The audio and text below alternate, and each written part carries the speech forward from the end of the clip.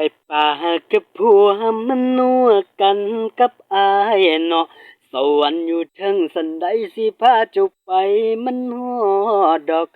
บ่สนคำโอ้ไผที่มันเฮ็ดให้เขาช้ำชอกขอแค่น้องอย่าบอกผัวน้องก็พอ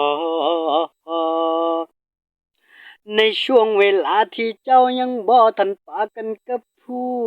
วเฮาลอยตีท้ายครัวผัวเจ้าก็ได้นางตายย้อนใจมันหักทั้งสิมีแนวกีดขวางอ้ายก็พร้อมสิย่างไปกับเจ้าเด้อคนดี มีผัวบ่ว่าแต่มีเวลาให้อายนำโอ้ยแก้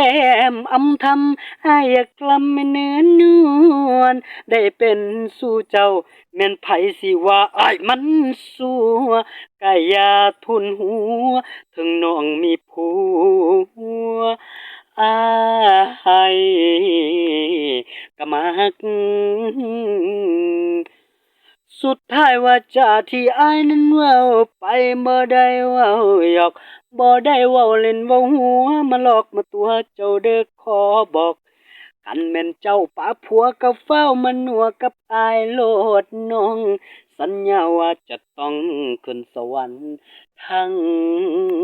เป็น